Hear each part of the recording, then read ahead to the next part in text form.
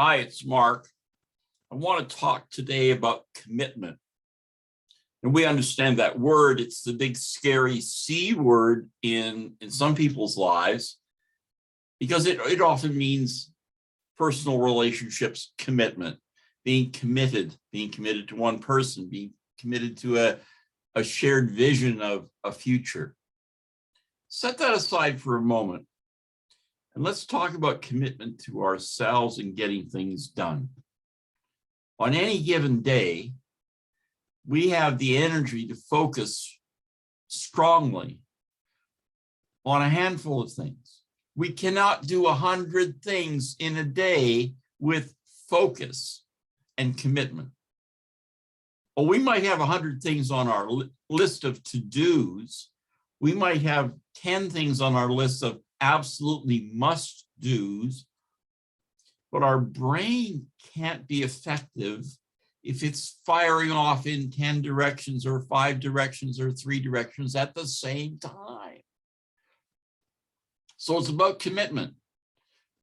Yes, we need to be committed to our vision of our lives. We're committed to our purpose, committed to our objectives, committed to our schedule and our appointments, as well as our day-to-day routine of our lives.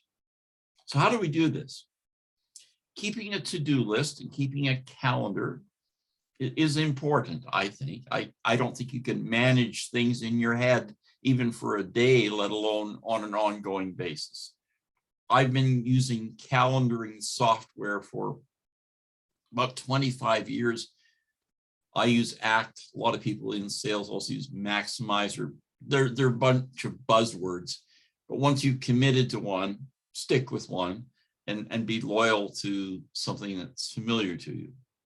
But you need a paper system, whether it's a pad of paper or a list of things or something in my case, I use a Word document, so I'm constantly shifting today's priorities down to tomorrow for the things that are left over so they aren't forgotten. So I'm a great list maker, which sometimes makes me a great procrastinator.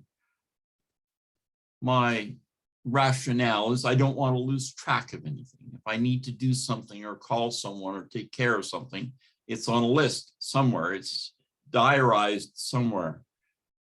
And I don't miss appointments. I don't have people saying, where are you? You're supposed to be here today.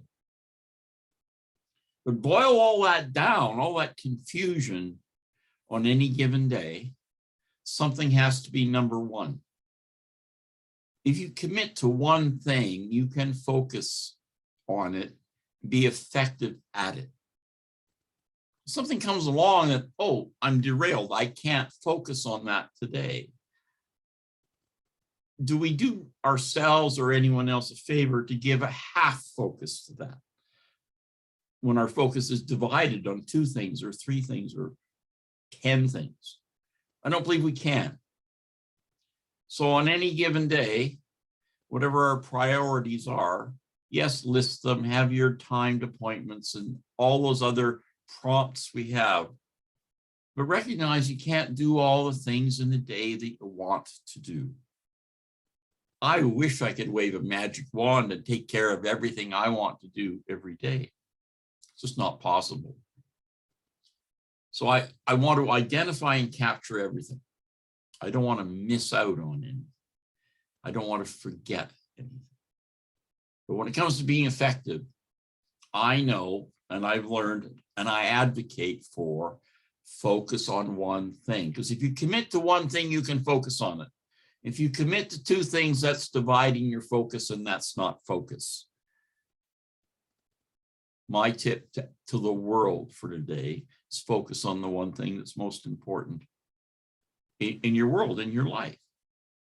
And if you need to relate this to your personal things, personal lives, you need to commit to the one person, the one situation, or the one relationship that's most important to you.